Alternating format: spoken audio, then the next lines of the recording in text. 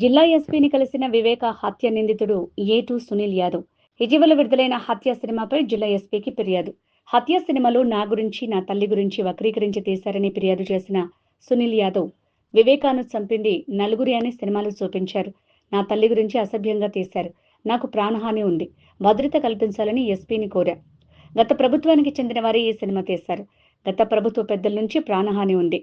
వివేక హత్య కేసులో నాకు తెలిసిన విషయాలు జిల్లా ఎస్పీకి చెప్పా. భద్రత కల్పించాలని కోరా. కలవడానికి వచ్చాను, కంప్లైంట్ ఇవ్వడానికి వచ్చాను. హత్య అనే సినిమా మూవీ ఉంది కదా, దానిపైన నా పైన కానీ నా తల్లి పైన కానీ వేరే వాళ్ళకి కావాల్సిన విధంగా వక్రీకరించి కొన్ని పార్టీ అయితే ఒక పార్టీ ఉంది, ప్రత్యక్షంగా పేరు చెప్పదలుచుకోలేదు. సార్ గారి దృష్టిలో పెట్టాను, ఎస్పీ గారి దృష్టిలో పెట్టాను. ఆ సినిమా వెంటనే నిలిపివేయాలని చెప్పేసి చేసింది నలుగురు అయినప్పుడు, అది నిజమైనప్పుడు 8 మంది అని కూడా చెప్పుకొని రాసుకోవచ్చు కదా. వాట్సాప్ గ్రూపులో అయితేనేమి, ఫేస్బుక్లో అయితేనేమి, దేంట్లో అయినా కూడా వాళ్ళు చేసింది నలుగురు అని చెప్పి ఈ విధంగా మమ్మల్ని చేస్తే సొసైటీలో ఈ మార్కెట్లో ఎట్లా తిరగాలి? మేము ఆల్రెడీ 39 నెలలు జైల్లో ఉండి బయటకు వచ్చి ఈ విధంగా నరకం అనిపిస్తుంటే మళ్ళీ మా మనోభావాలు దెబ్బతీసే విధంగా హత్య అనే సినిమా చిత్రీకరించారు. ఈ మధ్యకాలంలో నేను చెప్పాను దీని కేసు గురించి, నాకు తెలిసిన విషయాలు పంచుకోవడానికి ఆల్రెడీ సార్కి చెప్పాను.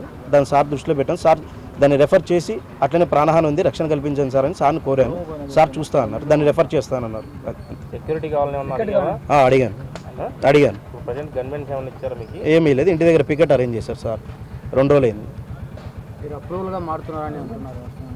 తెలిసిన విషయాల వరకు చెప్పడం అప్రూవల్ అంటే ఇంక నేనేం చేయలేను.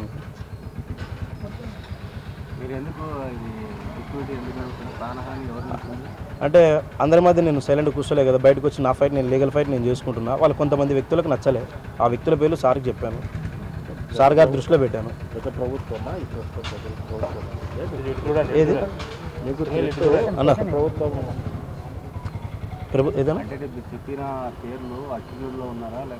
అక్యూజుల్లో ఉన్నారు, బయట వ్యక్తులు ఉన్నారు, కొంతమంది వ్యక్తులు ఉన్నారు, నన్ను ఇబ్బంది పెడుతున్నారని చెప్పి సార్ గారి దృష్టిలో పెట్టాను.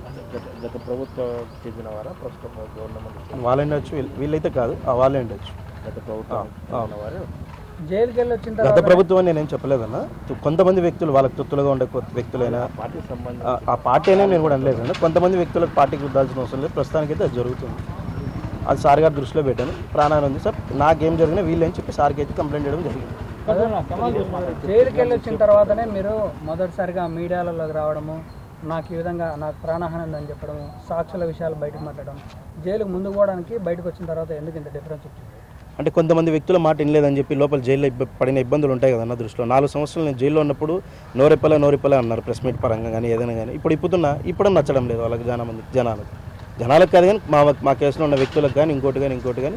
అందుకని నేను బయటకు వచ్చి చెప్పడం కరెక్ట్ కాదని చెప్పి వాళ్ళు అంటున్నారు. కరెక్ట్ అని నేను అనుకుంటున్నాను. ఇప్పుడు మా లాంటి సామాన్య కుటుంబాలు దీంట్లో ఇంత పెద్ద కేసులు ఇరుక్కున్నప్పుడు మా ఫైట్ మేము చేసుకోవడం తప్పు లేదు కదా.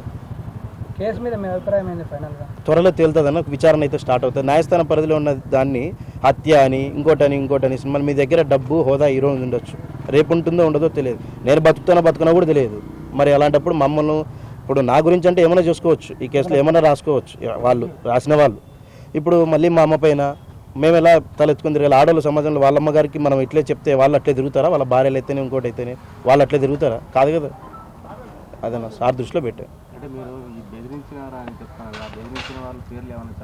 సార్ గారి దృష్టిలో పెట్టాను. జైల్లో బెదిరింపులు అయితేనే, బయట బెదిరింపులు ఏమి కంప్లైంట్ లేదన్న. చెప్పాను సార్కి, ఉన్నాయి, జరుగుతుంది అన్నాడు సార్. 2 డేస్లో తీసుకుంటా అన్నాడు.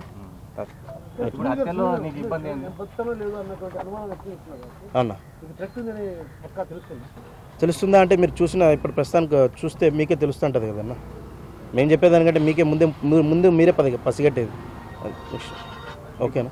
ఇప్పుడు ఒకటి ఇస్తున్నాడు ఆయన, నాకు ఎవరి వల్ల భయం ఉందనేది ఓపెన్గా చెప్తాను. అవును, అంటే మీరు ఎట్లా ఓపెన్ మీ పరంగా చెప్పుకోలేకపోవచ్చు అన్న. నేను దస్తగిరి మ్యాటర్ నేను మాట్లాడదలుచుకోలేదు. ఎందుకంటే ఆయన న్యాయస్థానం పరిధిలో ఉన్న వ్యక్తి, నేను న్యాయస్థానం పరిధిలో భిక్షతో బయటకు వచ్చిన వ్యక్తిని. వాళ్ళ గురించి నేను మాట్లాడినాను. సార్కి చెప్పాను, తెలియజేశాను మీడియా ముఖంగా. దీని గురించి ఇది మాట్లాడి మళ్ళీ నేను ఇబ్బందులు పడి ఇవన్నీ నేను తట్టుకోలేమన్నా. ఆల్రెడీగా నేను బయటకు రావడానికి చాలా ఇబ్బందులు పడ్డారు నా ఫ్యామిలీ. ఓకే, మీ సామాజిక వర్గం అన్నారు అన్న.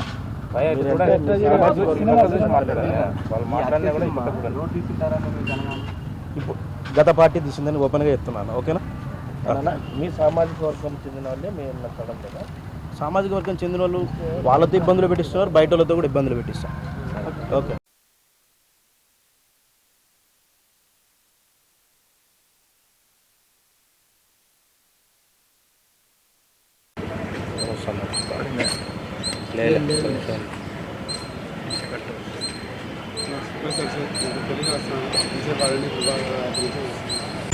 ఇదే ఉండండి, ఆగండి.